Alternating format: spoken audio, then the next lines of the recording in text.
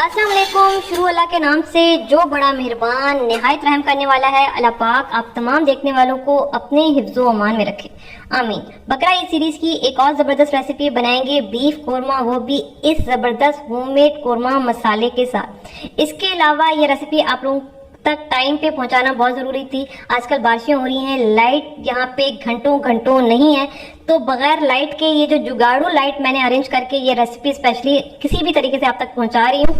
Recipe देखिए, पसंद आए, समझ आए, चैनल को जरूर सब्सक्राइब करें। स्टार्ट करेंगे बिस्मिल्लाहिर्रहमानिर्रहीम।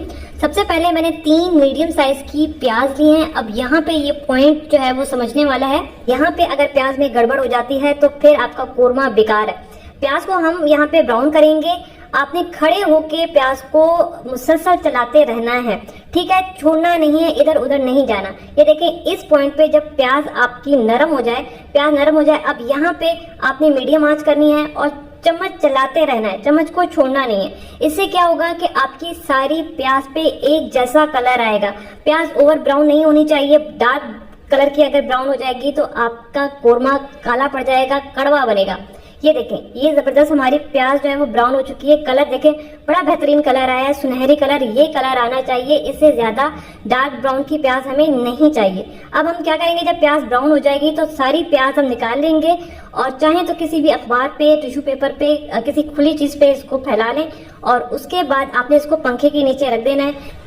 प्याज को आपने पंखे के नीचे रखना है। थोड़ी देर के बाद ये अच्छी क्रिस्पी हो जाएगी। अब हम कुकिंग स्टार्ट करते हैं। ये मैंने इस तरह का बर्तन लिया है, चूल्हा अभी मैंने ऑन नहीं किया। ये तांबे की देगची है और इसमें कोरमा बड़ा बेहतरीन बनता है। कोरमे के लिए बीफ चाहिए होगा और ये मेरे पास तकरीबन 1.25 किलो बीफ है और मिक्स बोटी है। मैंने हड्डी वाला भी इसमें रखवाया है, एक नली भी रखवाई है, चाप वाला गोश्त है मेरे पास। इससे कोरमा बड़ा बेहतरीन बनता है। बाकी आप अपने हिसाब से गोश्त रख सकते हैं, मैंने चाप वाला लिया है, ठीक है। गोश्त चला जाएगा। इसके अलावा मैं इसमें डालूंगी 3/4 कप ऑयल, क्योंकि गोश्त में खुद भी अच्छा खासा फैट होता है, तो मैं इसमें 3/4 कप ऑयल डाल रही हूँ। और ये हमारा होममेड कोरमा मसाला, 2 दिन पहले ही मैंने आप लोगों को इसकी रेसिपी दी थी, ऊपर आई लिंक में आ रही होगी, आखिर में एंड स्क्रीन में भी मैं दे दूंगी, आप वहां से देख लीजिएगा। अब यहाँ पे हमने इसको भूनना है। मेरे पास जो गोश्त है ये फ्रीज हुआ हुआ था, इसमें से फौरन से पानी नहीं निकलेगा, इसलिए मैं इसमें थोड़ा सा पानी ऐड कर रही हूँ। आपके पास कुर्बानी का गोश्त होगा, उसमें से अच्छा खासा पानी निकलेगा, उसमें इंशाल्लाह पानी की जरूरत नहीं पड़ेगी। फिर भी अगर जरूरत पड़ती है तो आप थोड़ा बहुत ऐड कर सकते हैं मेरी तरह। इसको भूनना है हमने। अब देखें, गोश्त में से अच्छा पानी निकलना स्टार्ट हुआ है, अच्छा खासा पानी इसमें से निकला है, क्योंकि गोश्त फ्रीज हुआ हुआ होता है, एकदम से पानी नहीं निकलता। हमने मसाला डाला था, मसाला हमारा जल जाता, फिर सारा टेस्ट हमारे कोरमे का खराब हो जाता। अब मैं इसमें डालूंगी 1.5 खाने का चम्मच, 1.5 टेबल स्पून में इसमें डालूंगी ताजा कुटा हुआ लहसुन अदरक, ठीक है। कुर्बानी के गोश्त में आपने कोशिश करनी है कि ताजा लहसुन अदरक इस्तेमाल करें। ये देखें, अब इस पानी को ड्राई करेंगे। पानी ड्राई होते होते लहसुन अदरक की भी बड़ी अच्छी भुनाई हो जाएगी। आंच को तेज ही रखा हुआ है, तेज आंच में मैं इसको भूनूंगी। तकरीबन 5 से 6 मिनट लगेंगे ये पानी ड्राई होने में, तब तक हमारा लहसुन अदरक भी बड़ा अच्छा जो है वो भुन जाएगा। यहाँ पे मेरी लाइट चली गई थी, रेसिपी मेरी आधी बनी हुई थी, आधी रहती थी, क्योंकि लाइट आने का कोई टाइम नहीं था, तो मैंने किसी भी तरीके से इस रेसिपी को पूरा करना था, आप लोगों तक पहुंचानी थी ये रेसिपी।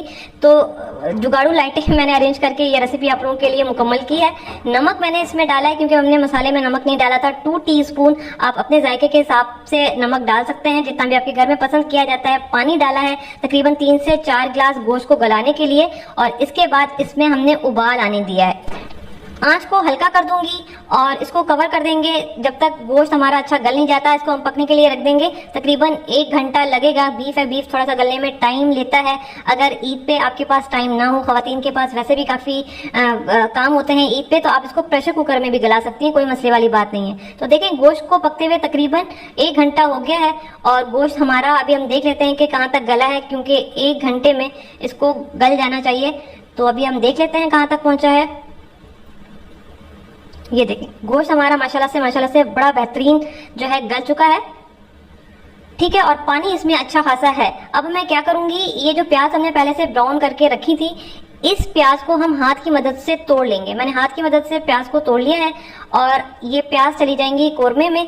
आंच मैंने तेज रखी हुई है, तेज आंच पे अब हमने इसको भूनना है, ताकि ये प्याज भी भुन जाए अच्छी। और ये जो पानी आपको काफी सारा नजर आ रहा है, ये भी सारा ड्राई हो जाएगा और प्याज भी अच्छी भुन जाएगी। प्याज का कच्चापन जो है ना वो नहीं आना चाहिए, प्याज फील नहीं होनी चाहिए कच्ची कच्ची, वरना फिर कोरमे में मज़ा नहीं आएगा। सारी चीज़ें मिक्स होनी चाहिए, सारा फ्लेवर जो है ना वो अच्छा आना चाहिए, कोई भी चीज़ कच्ची कच्ची महसूस नहीं होनी चाहिए। तो ये देखिए पानी तकरीबन ड्राई हो चुका है, अब थोड़ा सा रह गया है। ये जो थोड़ा बहुत पानी है ये भी ड्राई हो जाएगा इंशाल्लाह। आखिर में हम इसमें डालेंगे लंबाई में कटा हुआ अदरक। कोरमा हमारा तकरीबन तैयार है, सिर्फ 3-4 मिनट का मजीद काम है। आखिर में ही मैं इसमें डालूंगी दही। 1 कप मेरे पास दही है। अक्सर बहनों की शिकायत होती है कि दही फट जाता है जब हम कोरमे में डालते हैं। हमने क्या करना है, दही में 3 से 4 टेबल स्पून ऑयल डालना है, इसको मिक्स करना है, आंच को हल्का कर देना है और उसके बाद आपने ये दही ऐड करना है।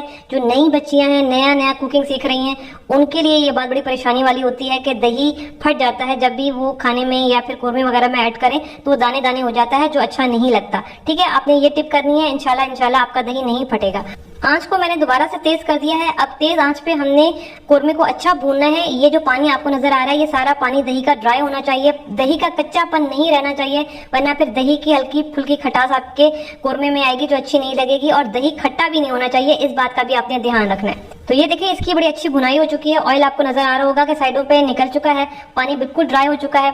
यहाँ पे लाइट नहीं थी, फिर भी मैंने बड़ी कोशिश करके इस वीडियो को पूरा किया है ताकि वीडियो आप लोगों को टाइम पे मिले।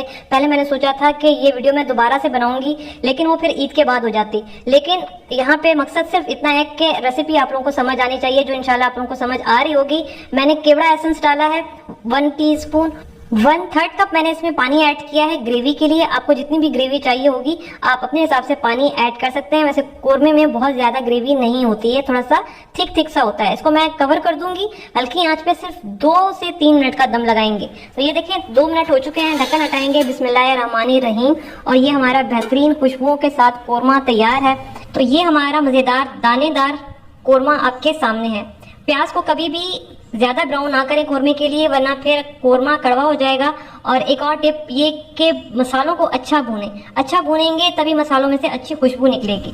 देग वाला जो आप लोगों को कोरमा अच्छा लग रहा होता है वो इसी वजह से अच्छा होता है क्योंकि वो मसालों की बहुत अच्छी भुनाई करते हैं। तेज आंच पे मसालों को भूनते हैं, उसमें से फ्लेवर निकालते हैं, खुशबू निकालते हैं, तभी फिर कोरमे में भी वो टेस्ट आ पाता है। तो आपने ईद पे ये जरूर ट्राई करना है। ज्यादा अगर आप बनाना है तो फिर मैंने मसाले के नीचे डिस्क्रिप्शन में 3 kg के मसाले की रेसिपी दी हुई है, आप वहां से देखिएगा और बनाइएगा, मुझे बताइएगा।